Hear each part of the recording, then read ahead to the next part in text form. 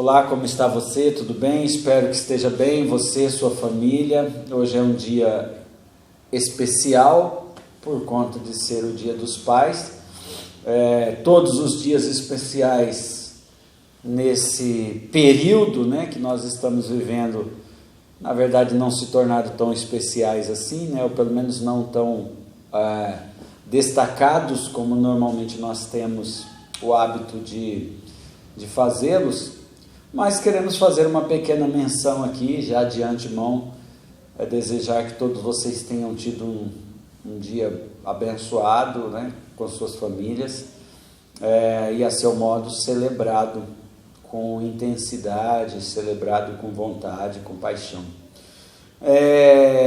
No geral, você está dentro do nosso tema aqui, do qual nós temos conversado, do qual nós temos refletido, e pensado sobre um olhar bíblico, de como as emoções, de como as reações que nós temos ao longo do nosso desenvolvimento como pessoa, somado à nossa fé e a relação com o próximo, vão desembocando de tudo isso que nós vivemos, E falando mais recentemente, nós temos falado aí dessa relação com o outro, de como o outro é extremamente importante, relevante e necessário, e até como o outro é o que nos causa,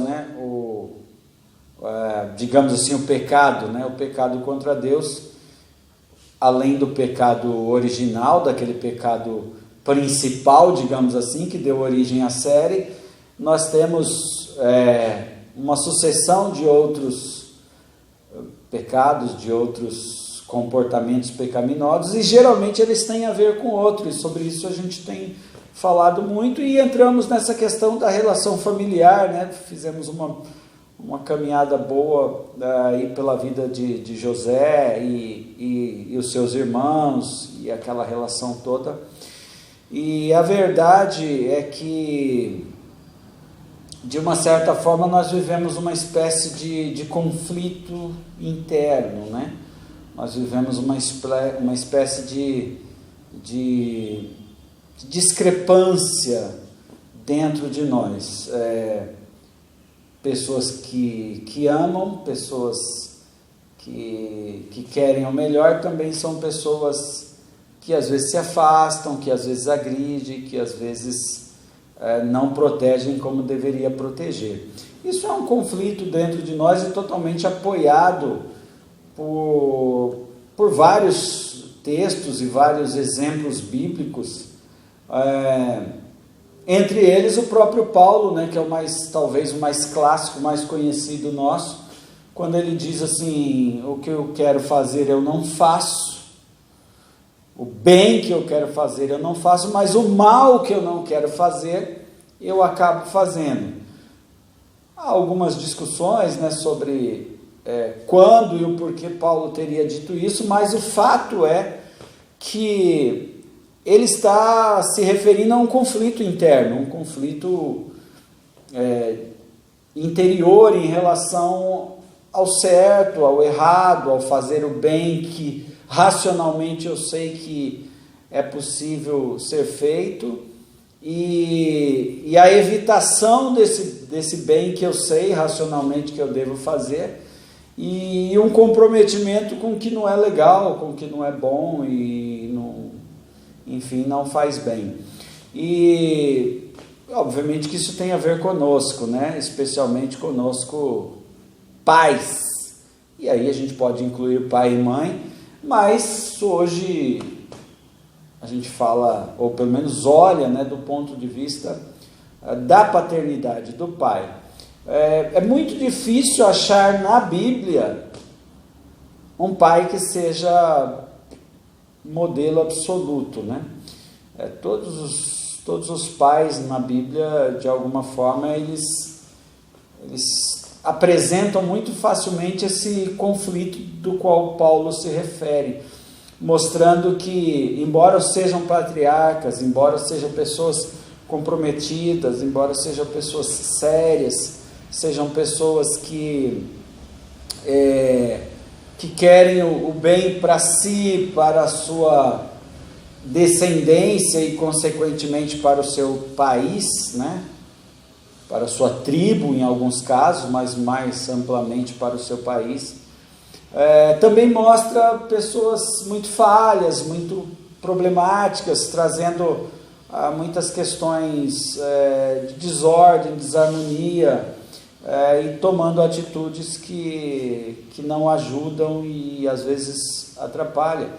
Então é muito difícil achar, tanto que, pensando assim, talvez você lembre de um exemplo diferente, ou que eu não lembrei, mas isso é tão raro que Jesus, quando foi contar uma parábola, uma história que ele pudesse trazer como aplicação Deus, né? Ele não pega realmente um pai real, ele inventa uma história, que é a parábola do filho pródigo, né? Ali não é uma história real, é uma história inventada, e ali que é a intenção de Jesus mostrar um símbolo de uma figura paterna que, de certa forma, se esforça mais para cumprir a sua função e ir em direção aos seus filhos. Ele faz isso lá, faz isso de forma muito intensa, muito característica, né? Que o que Jesus quer mostrar ali é que Deus vai ao encontro, né? Apesar do prejuízo que possa ter com sua paternidade, mas tirando esse pai, é bem difícil nós acharmos um pai que possamos usar assim como referência.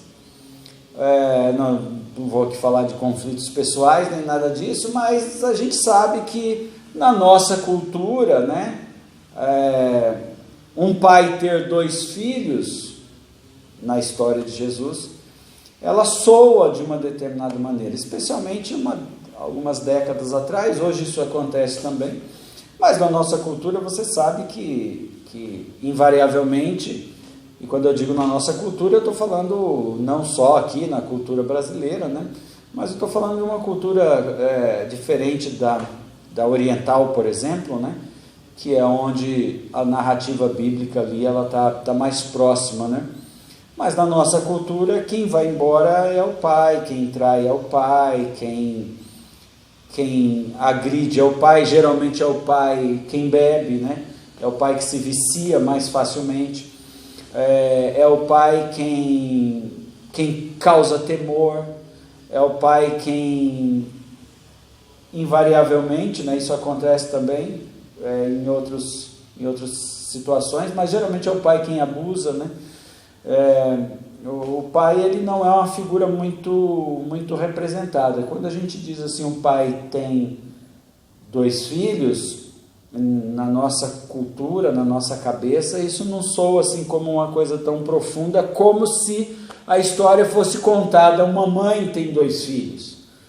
Já fiz isso aqui com vocês, e já fiz isso em outras situações, de começar a contar uma história, essa mesma história, mas ao invés de usar a pai, usei a mãe. E aí a mãe, na nossa cultura, é aquela que, pelo menos até o tempo de hoje, né, na sua maioria, as coisas têm se desconfigurado ou mudado, o que de certa forma é até bom, né? Mas até invariavelmente é a mãe quem fica, é a mãe quem sustenta, é a mãe quem segura a onda, é a mãe que suporta um marido bêbado, por exemplo, né? Em função de proteger os filhos, e tudo isso traz um grande conflito, né? Mas eu lembrei e queria chamar a sua atenção aqui para Davi, que sem dúvida nenhuma tem um dos melhores títulos, né, que todos os homens na Bíblia têm, título esse que é desejado por muitos de nós, né, que não é ser rei, ainda que alguns de vocês possam achar que são rei dos seus próprios castelos, das suas próprias casas, das suas próprias igrejas, enfim, seja lá de onde for.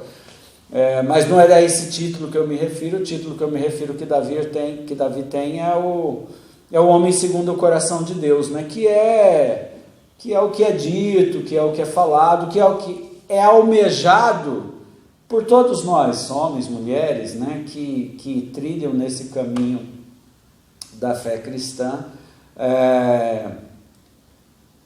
ser o homem ou a mulher, né? Segundo o coração de Deus. E já disse isso aqui e digo isso incessantemente, né? Davi era um homem totalmente com um currículo assim muito complicado, né? Um homem totalmente instintual, né? Davi mata, Davi adultera, Davi engana, Davi se finge de louco, Davi trai. Davi faz tudo o que não é muito recomendado que ninguém faça. No entanto, ele ganha esse título, né? Possivelmente mostrando que a nossa humanidade, a nossa discrepância, a nossa incoerência interna é considerado por Deus, e todo esse processo e a relação de Deus, Davi ali, ela tem essa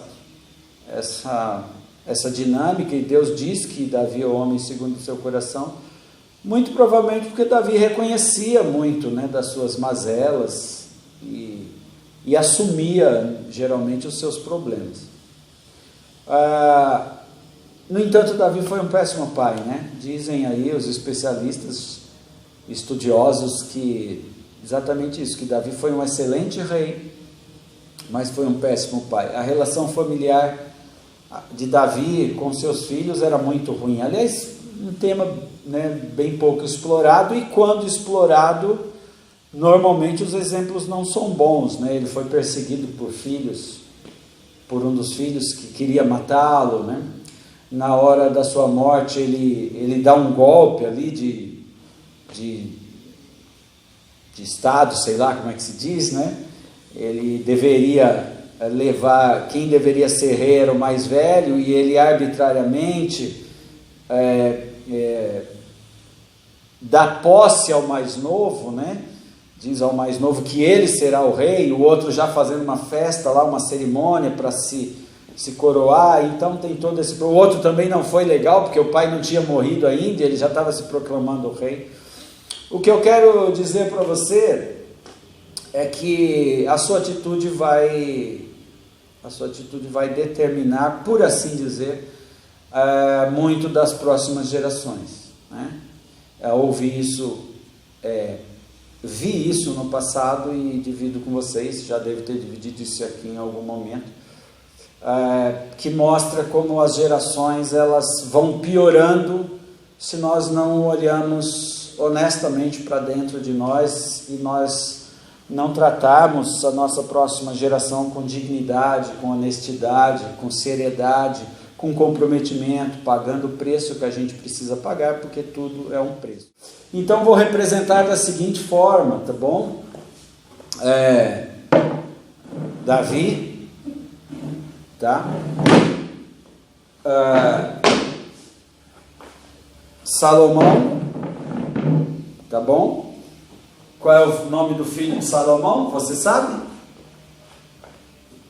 Não lembra, né? Quem lembra?